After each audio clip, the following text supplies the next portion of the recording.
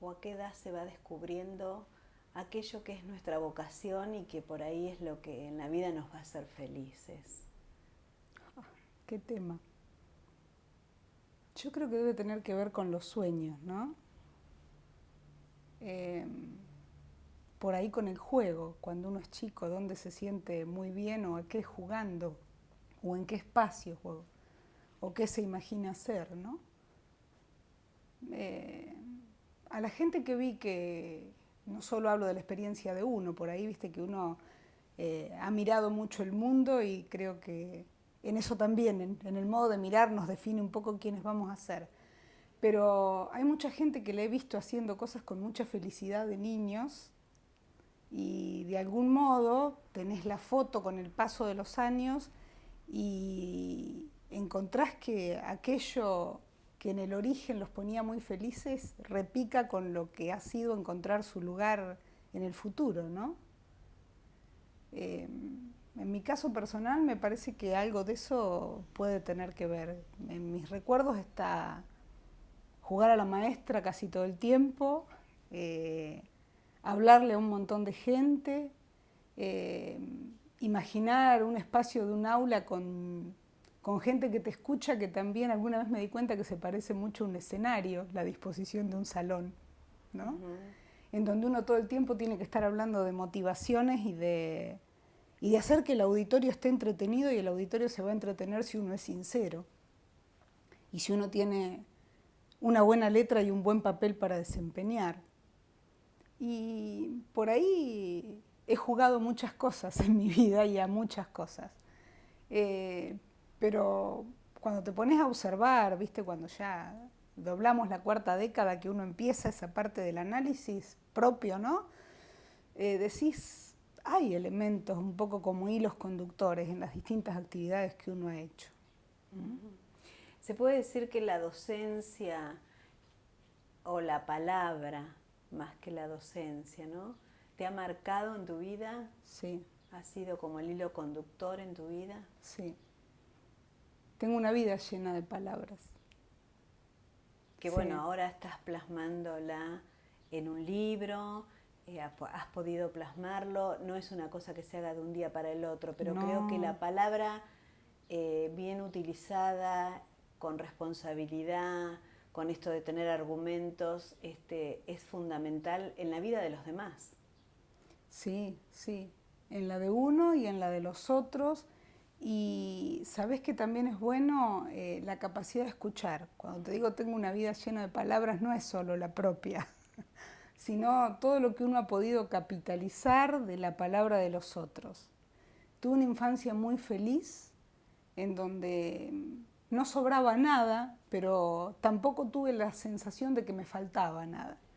Quizá visto con cierta perspectiva temporal te puedo decir que éramos de clase medio-baja, más tirando a baja que a alta. Nunca hubo dinero que sobrara, pero estábamos sobrados de otras cosas, que era amor, atención, libertad, sueños, sentido de la responsabilidad. Mis viejos se fueron quizá demasiado prematuramente y toda la gente que miro para atrás y que quise, la gran mayoría no está físicamente, pero están. Y si vos me preguntás qué es lo más importante que dejaron, son estas cosas que no se miden económicamente ni en valores materiales, pero que en definitiva arman la esencia de uno. Y toda esa gente siempre estuvo llena de palabras. Llena de palabras sencillas que regalaron y que daban lugar como dijera García Márquez, a vivir para contarla, ¿no? Y quizá de manera más o menos consciente, no sé hasta dónde ellos eran conscientes de lo que, de lo que podían estar sembrando, ¿no? Pero ellos creo que con esos ejemplos de vida y de modo de narrar las vidas me enseñaron, más o menos tácitamente, que cada persona es dueña de una historia que es una novela en sí misma. Creo que eso fue lo que, cuando estuve trabajando como periodista tantos años, fue la base de lo que a mí me llevó a enriquecerme de una manera que fue capacidad para escuchar y para capitalizar la palabra de los otros.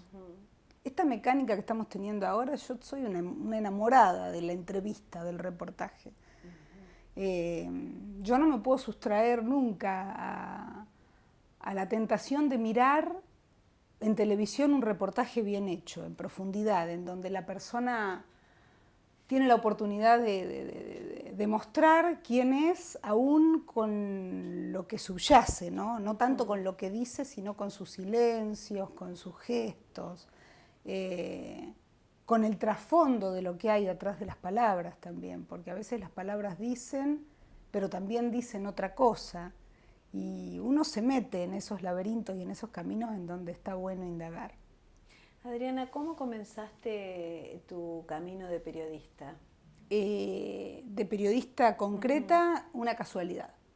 Fue una casualidad. Una feliz casualidad, porque me marcó en mi vida de una manera espectacular. Creo que ya hacía periodismo en la escuela primaria, después cuando me he puesto a recapitular, porque había un periódico escolar y todos los años yo trabajaba para ese periódico. Supe que tenía por ahí ciertas posibilidades con la palabra ya desde los últimos años de la escuela primaria y se reafirmó en el secundario, en donde las matemáticas me daban un trabajo terrible y no sé si me aburrían, pero me daban mucho susto. En cambio, la palabra siempre era un espacio de libertad y de juego. Estando en el secundario definí que leer era lo que más me gustaba hacer dentro del camino de lo que tenía que ver con enseñar y con eso de jugar a la maestra, así que definí la profesión de profesora y quería ser profesora de literatura concretamente, y por eso sí vine a Azul. Bueno, en su momento hubo un proyecto de familia para venir a vivir a Azul y vivir en Azul iba a ser una realidad y viajar era un tanto engorroso todos los días, si no había otra posibilidad hubiera estado dispuesta a hacerlo, pero aparece así una posibilidad de entrar a trabajar en el diario El Tiempo. Es simpático decir también las distintas etapas que pasé, que se dieron todas, te diría, entre el 1 de diciembre que empecé a trabajar, quizá una semana antes que fue cuando rendí las pruebas, y los primeros días de marzo cuando ya estaba escribiendo en la redacción. La única prueba formal que rendí en el diario fue para entrar a trabajar como tipeadora, que era un cargo que había en ese momento, que era la gente que escribía a máquina las noticias. Esa fue la única prueba formal que escribí, que me tomaron, ¿no? Había que escribir tanta cantidad de palabras en una determinada cantidad de minutos. Yo fui con una sinceridad absoluta. Era la primera vez que me sentaba a una computadora, siempre había tipeado en las viejas leteras de Olivetti, y lo dije, sé escribir en máquina de escribir, nunca tuve una computadora, no era habitual, ¿viste? Claro. En el año 91. Bueno, no importa, vos hacés lo que sepas hacer y si hay errores no es tan grave, después hay un tiempo para corregir, pero necesitamos ver con qué velocidad manejas esto. Bueno, rendí esa prueba, pero parece ser que alguien que ya estaba trabajando en el diario, creo que debe haber sido Clavelino, porque a Miguel Ollanarte no lo conocía tanto todavía, habló con Fernando Ronchetti, que en ese momento estaba a cargo de la organización periodística, un poco de esa supervisión, y le dice, realmente es una pena que esta piba entre a tipear acá, que es un trabajo mecánico, que lo puede hacer un montón de gente, y nosotros necesitamos a alguien que corrija el diario. No sabemos cómo corrige, dice, pero es una egresada de una carrera de letras, así que ese criterio y ese recurso lo necesitamos en corrección. Entonces, habiendo rendido una prueba como tipeadora, entro a trabajar como correctora. Y al poco tiempo de estar trabajando en la corrección, el mismo Clavelino me llama para cubrir algunas notas porque había poca gente, o bueno, era el posverano, ¿viste? Claro, febrero, sí. Donde la gente sale de vacaciones y el recurso humano nunca sobró acá. Y en la época que todos hacíamos todo. También. Y fui a cubrir un reportaje y bueno, qué sé yo, debo haber llamado la atención como lo hice y pasó muy poco tiempo para que él mismo dijera, me hago cargo de decir que es un desperdicio que esté corrigiendo, la necesitamos en la redacción. Y así empecé a escribir. Y ahí me di cuenta que había una capacidad para crear y desarrollar cosas. Estuve 11 años trabajando en el diario. Me fui por una decisión personal también, en donde tenía que definir si quería ser docente, porque ser docente significaba una posibilidad de un cierto crecimiento, ¿no es cierto? Y tenía que dedicarme full time a eso, o full time al diario. Y el full time del diario, viste, cuando uno es mujer y madre, llega algún momento que también yo sentía que me estaban faltando horas casa como mamá, y que iba a ser importante para mí ser un poco, manejarme sábados y domingos de otra manera, y como que también había un potencial que me interesaba explorar y seguir jugando en esto de trabajar en docencia, con esta idea de que el trabajo es la continuidad del juego, ¿no? Claro. Entonces decidí quedarme con la docencia, pero digo que uno nunca deja de ser periodista. No. Ya no mirás la vida de la misma manera. No, me fui voluntariamente del diario, incluso con un tiempo prudencial, un periodo en el que pedí una licencia sin goce de sueldo para ver cómo me podía manejar, ¿viste? Me fui de la mejor manera del diario. Y siempre digo que, bueno, me sirvió para vivir un tiempo desde lo económico sin ser rica, pero jamás, jamás voy a terminar de pagar en términos intelectuales, emocionales, de vida y de experiencia, la forma en que me enseñó a mirar, a leer y a interpretar el mundo y el espacio en donde vivimos, el haber trabajado ese tiempo en el diario. Adriana, ¿qué te pasa cuando ves el periodismo de hoy,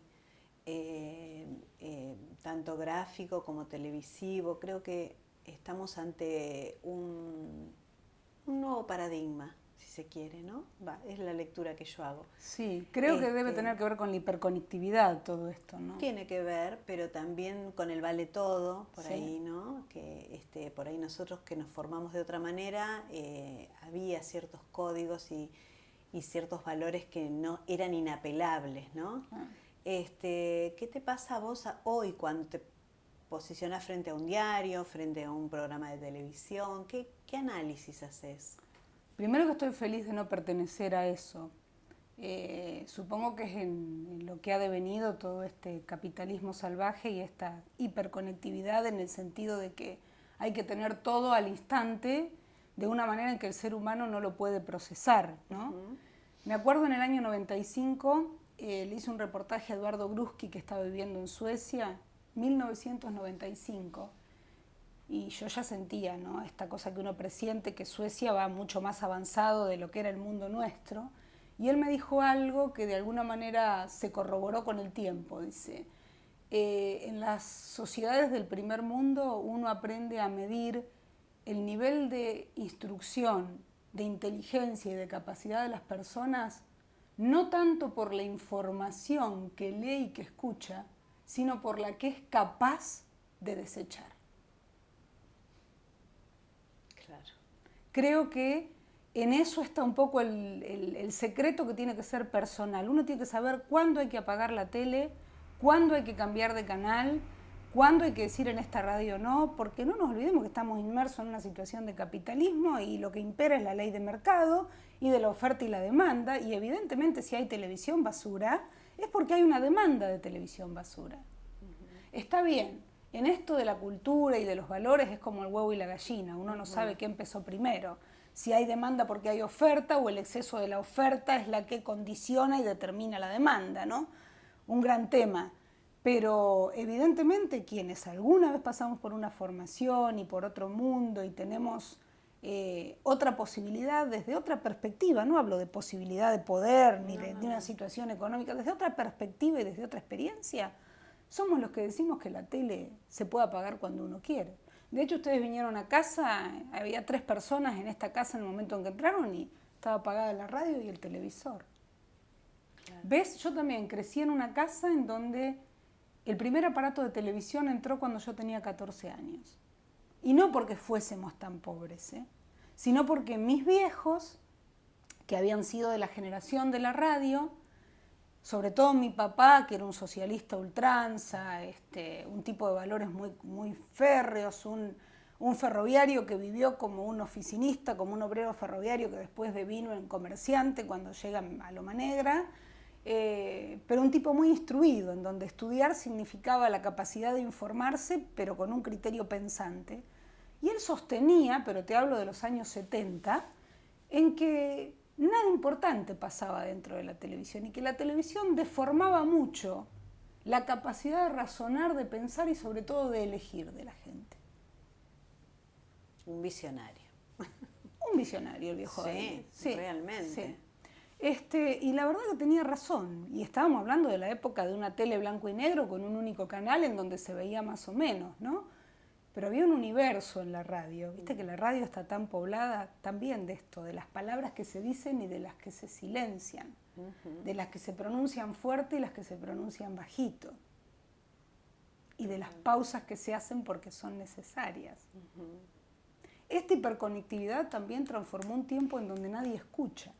No hay tiempo para, viste, todo es al palo, hasta los ritmos musicales, a veces esa repetición constante de algo que es siempre lo mismo pero repetitivo, yo creo que hasta forma una manera de habitar el mundo que algunos no solo no compartimos, realmente no nos hace parte. Y no nos sentimos cómodos tampoco, ¿no? Claro. En ese lugar. También la incursión en la educación, y esto tiene que ver porque los medios, yo siempre digo, atraviesan la cultura, también influyeron en la educación. Y vos habrás visto desde cuando comenzaste ahora la transformación que ha tenido la educación en nuestro país. Sí, la transformación tiene que ver con que en términos enciclopedistas la educación va para atrás, ¿no? Entendida la educación con el modelo positivista que nos enseñaron. Está bien, había mucha cosa que había que renovar no solo en cuanto a contenidos, sino a los modos de concebir la escuela. Esta escuela autoritaria que decía este sí, este no, este sí, este no, autoritaria, selectiva, con criterios de selección hasta que se manejaban de manera antojadiza, te diría, ¿no? Porque sabíamos que más de una vez eran las posibilidades económicas las que determinaban el éxito o el fracaso de un chico dentro de la escuela secundaria. Eso creo que está para bien, el habilitar la oportunidad para todos. En lo que por ahí fallamos, se me ocurre, es en estos sistemas en donde siempre nos quedamos en los diagnósticos y el tiempo pasa. Viste que los argentinos somos especialistas en hacer diagnósticos y estadísticas, en todo, en educación, en política, en salud. Vivimos diagnosticando. Bueno, bien, pero los diagnósticos son el primer paso de un proceso de trabajo. Y a veces me parece que lo que sucede adentro de las escuelas es eso. Por otra parte, no tengo una visión absolutamente apocalíptica de la escuela, porque paradójicamente, como ocurre en la sociedad, no son los chicos los que están perdidos adentro de la escuela o los únicos. Sí, hay pibes que, bueno, tienen un camino que a lo mejor está bastante equivocado, pero nunca son los responsables absolutos de eso. Siempre hay algún adulto que no estuvo cumpliendo su rol, como padre, como abuelo, como docente, como vecino. Hay mucha gente que hace del a mí no me importa o del mirar para el costado o del hacer como si fuéramos buenos padres, como si educáramos, como si muchas cosas, como si los jóvenes nos importan, que viven en ese como si. No obstante, cuando vos ves que tantas estructuras sociales se han derribado, sobre todo en los 90, cuando vimos hasta que a la escuela nos la querían transformar en una empresa y ese fue el gran horror que nos atravesó. Cuando todo eso empezó a irse al diablo socialmente, lo único que quedó en pie fue la escuela.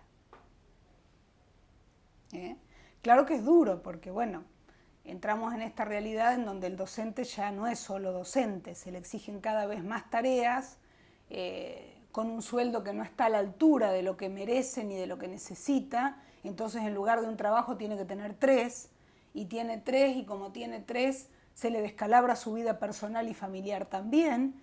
Y cuando vos haces 3 laburos de presencia, en donde además tenés que ir a poner y a responder en tu casa, obviamente algún flanco con tu familia vas a tener y tu vida personal no termina siendo la que habías planeado, ni tampoco la vida profesional, porque no es lo mismo tener 3 trabajos que tener uno.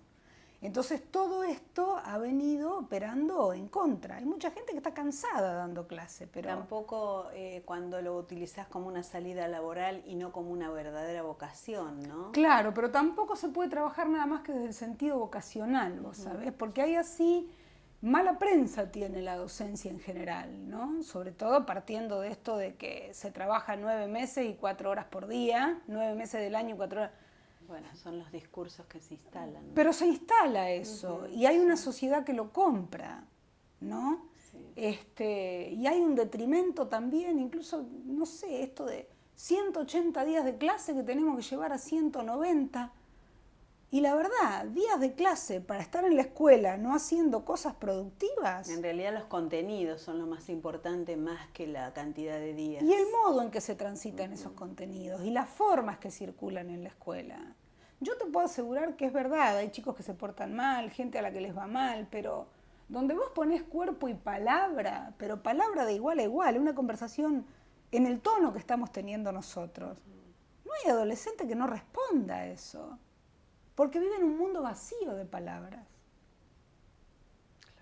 Claro. Estamos hablando de chicos que tienen un vocabulario total que está compuesto por menos de 1000 palabras. Es terrible eso. Y mucho menos, mucho menos. Bueno, porque son chicos a los que no se les han contado historias como a nosotros, no se ha desarrollado una posibilidad de la autonomía, de la lectura, de la reflexión, del pensamiento. No se le ha enseñado a seleccionar cuáles son los mejores programas o mostrarle un abanico de cosas para que sea quien elige y no el que es elegido por la moto y el Willy y la bici cuando tienen 9 años en una sola rueda, porque ese no es el destino que eligen. Mirémoslo de fondo, son elegidos por esas propuestas, desconociendo que hay un gran abanico de otras. Entonces, bueno, sí, la escuela quedó casi como el único lugar que enseña. Y los que vivimos otra generación aprendíamos en muchas partes. Claro. Aprendíamos en la casa, aprendíamos en el barrio, aprendíamos en los negocios a los que íbamos a comprar, aprendíamos el domingo cuando íbamos al cine, porque siempre había adultos dispuestos a enseñarte. Y ahora hay mucho adulto dispuesto a estigmatizar al chico, adolescente, y al niño también, menospreciarlo o asustarse. Y poca gente que le pone palabra, sin estigma.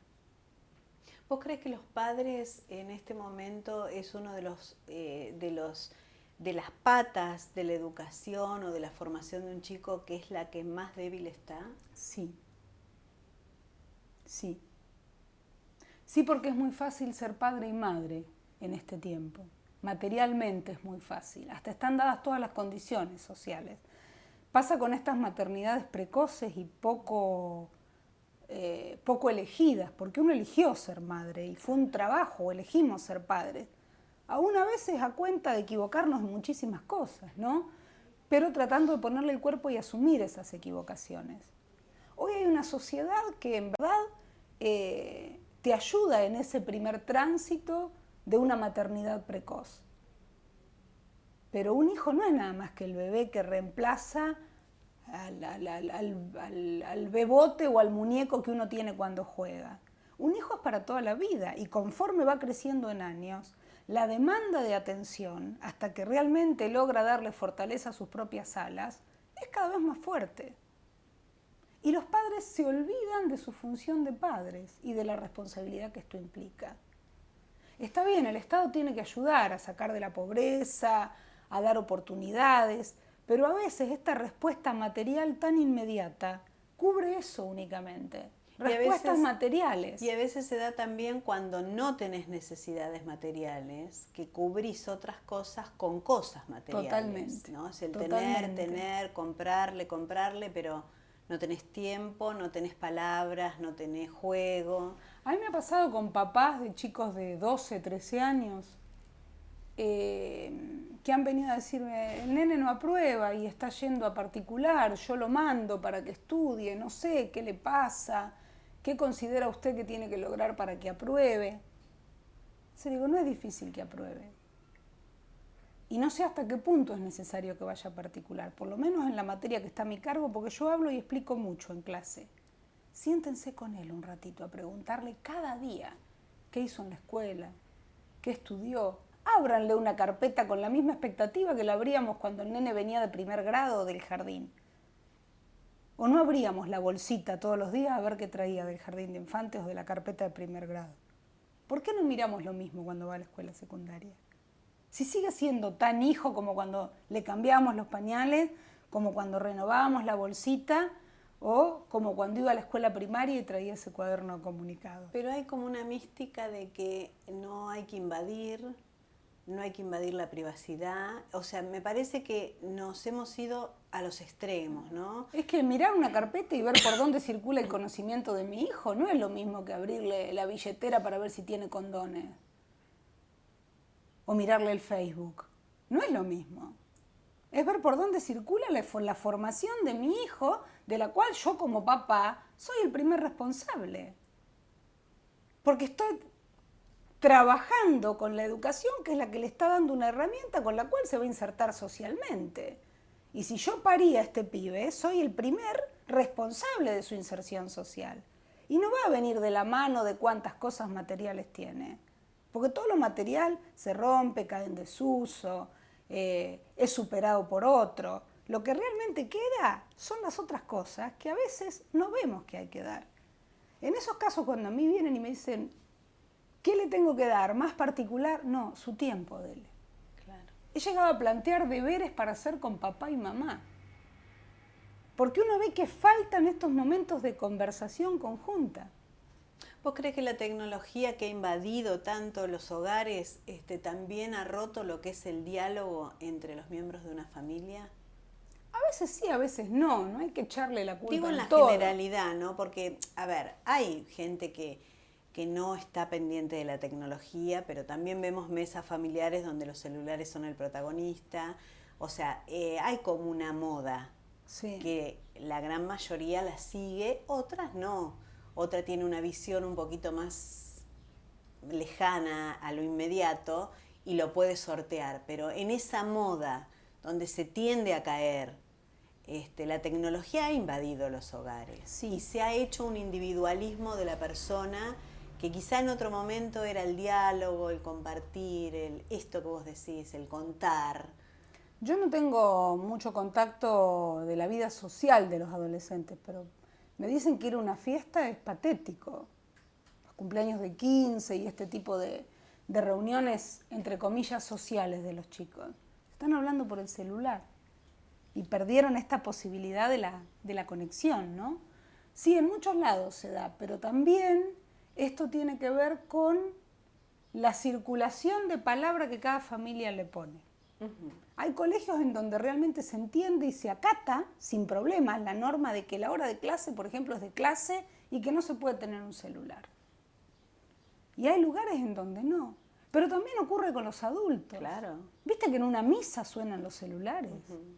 Yo he ido a responsos, ¿viste? En el medio en donde estás despidiendo el cuerpo de una persona que se murió y le suena un celular. En un velatorio. A ver, en un teatro, que estás cuestiones inmerso en una obra, en una cuestiones película. de educación. Y a veces esta discusión es más fuerte con los adultos que te dicen, no, yo traigo el celular a la escuela. En las escuelas está prohibido el celular, porque es una ley provincial. No obstante, no la cumplimos ninguno porque está bien, como aparato soluciona muchas cosas. Uh-huh. Este doble mensaje que hay a veces en las organizaciones, ¿no? Está prohibido usar el celular en las escuelas, pero a su vez la escuela, que tiene un único teléfono fijo, está inhabilitado para llamar a celulares. Claro. En comunidades educativas en donde el 98% de los alumnos tiene celular como único teléfono en la casa. Claro. No hay teléfono de tierra. Entonces, a ver, imposible cumplir la norma, porque cuando un chico está descompuesto, no queda otra alternativa que llamar por celular, ¿no es cierto? Bien, pero cuando uno hace que hasta ahí sea el límite de la cuestión, está todo bien. Pero a veces el adulto mismo en clase, el docente, usa el celular. Uh-huh. Y no porque tengo internado a un familiar o porque dejé el nene solo. A ver, primero, el celular no para ninguna tragedia. A lo sumo la anuncia. No hay ninguna tragedia que se pueda priorizar con el celular en la mano. Es así, no para nada. Nada de lo que tenga que pasar va a dejar de pasar porque estés con el celular. Y segundo, cuando uno tiene una vida conocida, normada, digamos, pautada, blanqueada y legal como la del trabajo, cualquiera que te conoce sabe en qué lugar estás. Y sabe el teléfono de ese lugar en donde estás e incluso, si hay una urgencia, cómo llegar a buscarte. Entonces nada obliga a que vos tengas que estar pendiente como si fuese un bombero o el cirujano de turno de una guardia con el teléfono abierto.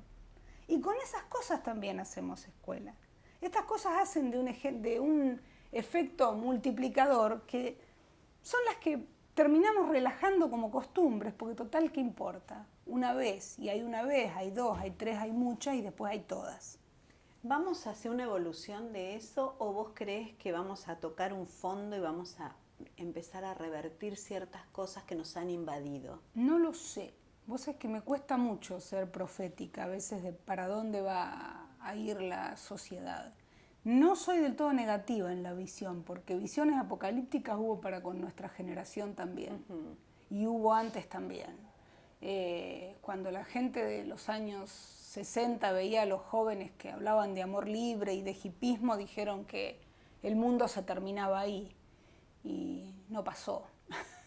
Todo lo contrario. Claro. No sé, quizá lo que hay que entender es que hay nuevas formas de manejarse y de regular la sociedad. También no ser tan ilusos en esto de que todo tiempo pasado fue mejor, porque es una mentira. También hubo cosas que se sufrían y hubo iniquidades, y hubo enormes injusticias, había una desigualdad en las relaciones familiares que caían en el autoritarismo, había situaciones de violencia en sí misma dentro de las familias. A mí me parece muy positivo que hoy eso se descarne y que se socialice y que se pueda hablar y que una mujer no entienda que la golpean porque se porta mal y eso es natural de que venga un tipo enojado y la golpee porque está cansado y trabajó. Es decir, hay muchas cosas que han cambiado para bien. Quizá, viste, en esta posibilidad que tiene la humanidad de regenerarse como la naturaleza misma, ¿viste? Y de rehacerse y de ir haciendo sus propios anticuerpos, encuentre el mecanismo por puro instinto de supervivencia que la naturaleza misma lo tiene. Donde vos te pones a mirar, se habló de caos muchas veces. Cosa más caótica en el siglo XX que 2 guerras mundiales. No sé, yo soy hija de españoles, a mi abuelo lo fusilaron en la Guerra Civil Española. España es un territorio que cabe en la provincia de Buenos Aires y entre 1936 y 1937 ahí murieron 1 millón de personas en una guerra. Y eso era un horror, no tiene otro nombre. La Segunda Guerra Mundial dejó un saldo de 7 millones de judíos muertos y el mundo en el siglo XX. Es decir, ha habido horrores, no todo tiempo pasado fue mejor. Y en cuanto a nuestro país, se nota como una ausencia de liderazgos, ¿no? De liderazgos naturales. ¿Eso tiene que ver también con una crisis social? También creo que tiene que ver con lo que nos instalan. A mí lo que más me preocupa de la Argentina, que no podemos superar desde el siglo XIX, es esta Argentina bipolar. Unitarios federales, peronistas antiperonistas, y ahora estar con el modelo o ser antimodelo. Somos incapaces de pensar en una posibilidad que no sea blanco-negro en un mundo que está lleno de grises. Entonces, vos me decís falta de liderazgo y hay otros que te dicen, no, tenemos un líder natural porque la presidenta es una líder natural y su esposo cuando fue presidente también era un líder natural. Entonces, estamos en medio de un país que lee 2 Argentinas. Muy poca gente puede decirte, el modelo tiene esto, esto y esto, que realmente son medidas muy buenas y que le han hecho mucho bien a la sociedad, y esta y esta realmente muestran un retroceso en grandes cosas o un modo de leer la sociedad en general que no está tan bueno ni tan cercano a la realidad.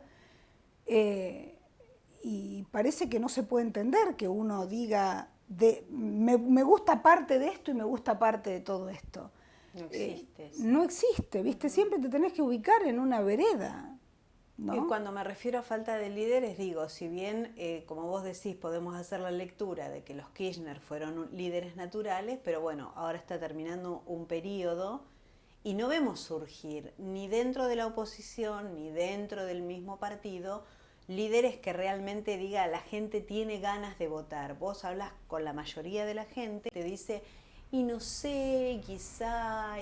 Sí, pero Kirchner subió al poder con el 24% de los votos. Bueno. Y terminó erigiéndose en un líder y su primera presidencia satisfizo a la mayoría de los argentinos. Y no tenía un perfil de líder. Claro. Si nos vamos a remontar a nuestra patria chica que es azul, todo el mundo habla de un Rubén César de Paula casi mítico, que muere relativamente joven y en el cargo, y con gente que te dice que cuando ganó las elecciones en 1983 solo ganó por el arrastre que tenía el fenómeno del radicalismo y Alfonsín en ese momento, y no había muchas fichas apostadas a él. Creo que los liderazgos se hacen en la acción, más que en la promesa. Sí, sin duda. Entonces es un tanto difícil visualizar liderazgos. La política también está llena de gente muy buena que no llegó al poder.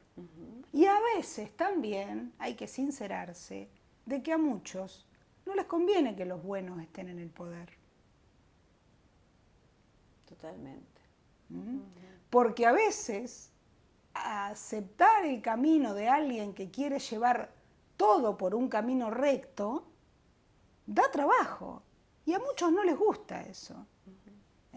Siempre en el río revuelto algo se pesca. Y hay gente que dice, no, porque la sociedad está podrida, culpa de tal o cual gobernante.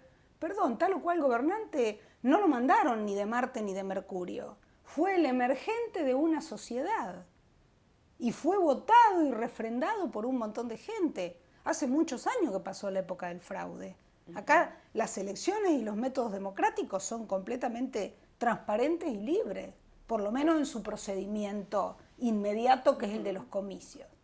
Sin dejar de hacer otros análisis que yo no estoy a la altura por ahí de ver cómo se cocina toda la previa, toda la interna política. Pero bueno, hablando de internas y de previas políticas, los camaleonismos que se dan en torno a las supuestas oposiciones, los gatopardismos de gente que es más de lo mismo, a veces uno ve una mesa en donde horondamente aparecen sentados como líderes, no sentados en el fondo, a partir de la fila 10 al fondo para ver de qué modo en el nuevo espacio voy ocupando mis lugares y ganándomelo por trabajo. Pero hay gente que desembarca de un determinado proyecto político y a la semana siguiente está sentada en la mesa de conducción del opositor.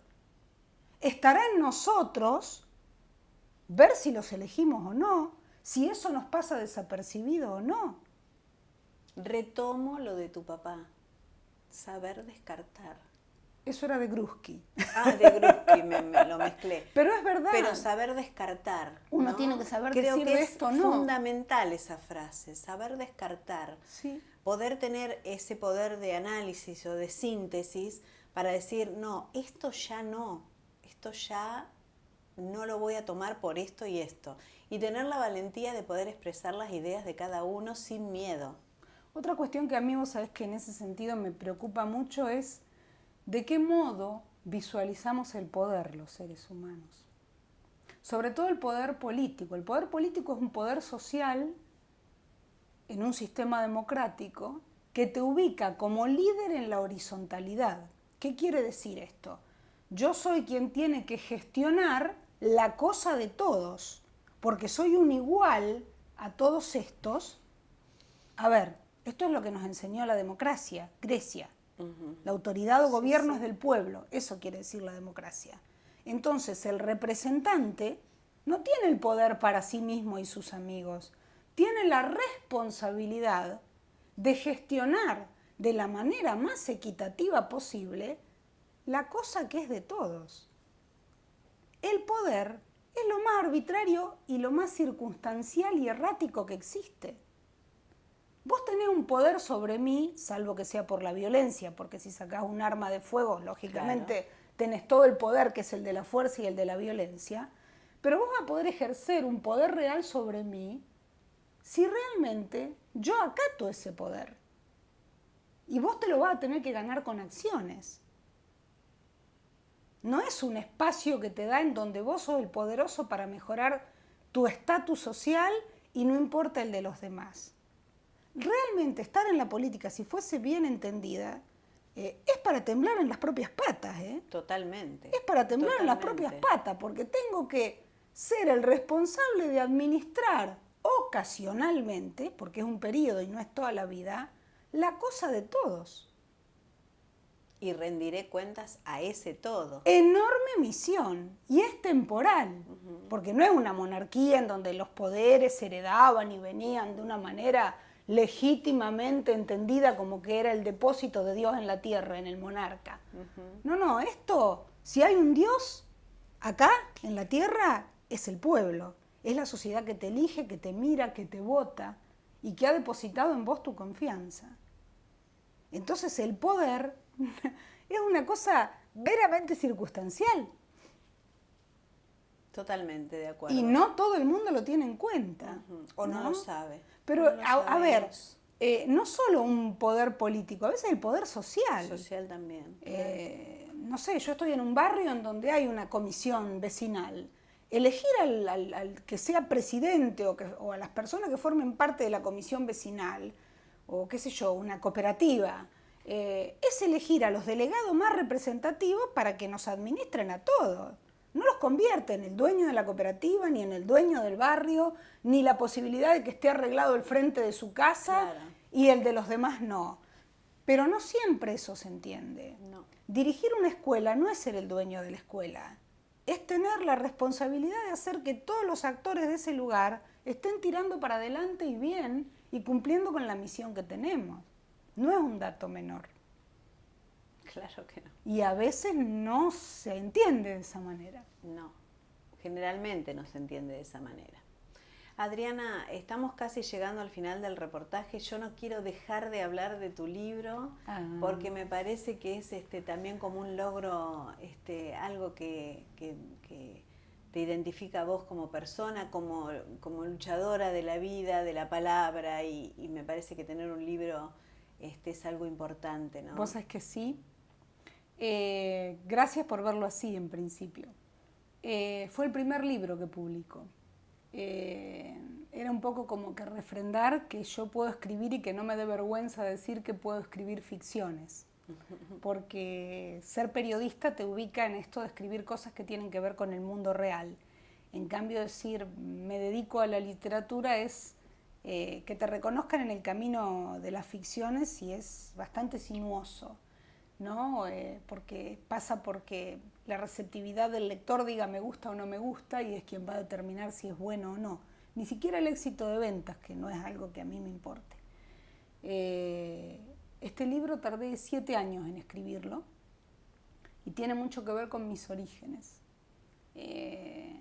La inspiración está dada en la manzana de la casa en la que viví de niña, porque realmente se hizo carne en mí eso que dicen que la personalidad de uno se configura en los 3 primeros años de vida, pero uno aprende a mirarla a la distancia y a ponerle otro color y ya no es la misma real, es la que uno dimensiona vista con el correr del tiempo.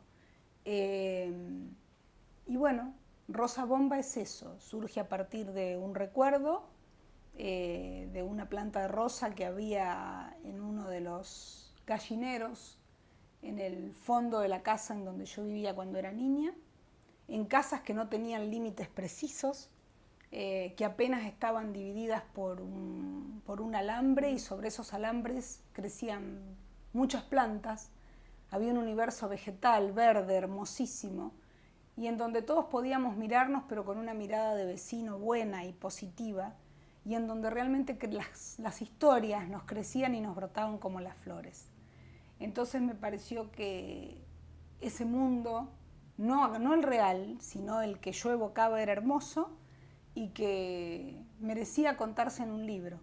Ignoro si es el mejor libro que alguna vez yo pueda editar, pero sí sé que es el más necesario, porque fue el primero, porque habla de mi primera forma de entender el mundo y la vida, y era un poco como rendirle gratitud a esa gente que era grande de veras y a lo mejor se murieron sin saberlo, pero de verdad eran grandes porque eran auténticos y porque forjaron las mejores cosas, y en esas simplezas del modo de vivir yo creo que estaba casi el secreto de todo, y no éramos tan conscientes de eso.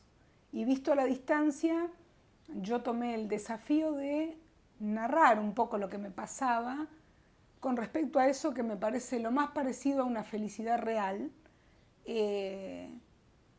No es fácil escribir libros que sean un compendio de cosas buenas o de cosas positivas, porque a veces, sobre todo en este tiempo, vende lo negativo, lo sórdido, lo tenebroso, los problemas, la tragedia. Esto no tenía tragedia. Y fue un gran conflicto para mí como escritora ver si eso era o no una novela, porque le faltaba un conflicto. No había un problema. Después me di cuenta que sí que había un problema, y el problema era que eso no existía y no iba a existir nunca, salvo que se pusiera en palabras y que se contara. Entonces, bueno, todo ese universo de palabras que alguna vez me había caracterizado, que ha venido formando parte tan maravillosa de mi vida por una razón o por otra, que además mi vida es palabra nada más, porque no sé dibujar, no sé diseñar, no sé esculpir, no sé pintar, ni siquiera sé usar una máquina de coser.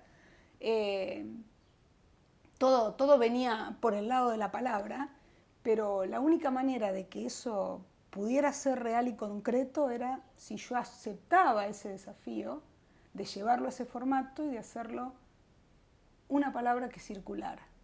Y así nació Rosa Bomba. Y ahí anda por el mundo, floreciendo, y seguirá dando pimpollos, no sé hasta dónde, pero ese fue el sentido. Es una gran metáfora incluso de lo que ha sido animarme a escribir, ¿no? Vendrán otras cosas luego. Seguramente que sí. Pero este era un libro necesario para todo eso, para sacar todos esos temores y para decir, bueno, he transcurrido ya más de la mitad de mi vida y hay una necesidad de decir quién soy. Adriana, te agradezco mucho. Sabes que yo a vos. No, al contrario, yo siempre he tenido admiración, no solamente por lo que has hecho como profesional, sino como mujer de nuestra ciudad. Así que este reportaje me lo debía, y así que te agradezco muchísimo. Me encantó charlar con vos, y bueno, obviamente que me quedaría horas charlando, me quedan muchos temas pendientes, pero bueno, creo que hemos hecho un copiladito de tu pensamiento. Ojalá. Muchas gracias. Yo soy admiradora de lo que haces y bueno, como lo dijimos en algún momento de esta charla, del periodismo que no es ese otro que describíamos, ¿no? En el donde nos ponemos a hablar de la vida y del modo de ser de los seres humanos, que es lo único valioso que tenemos. Muchas gracias. No, a vos.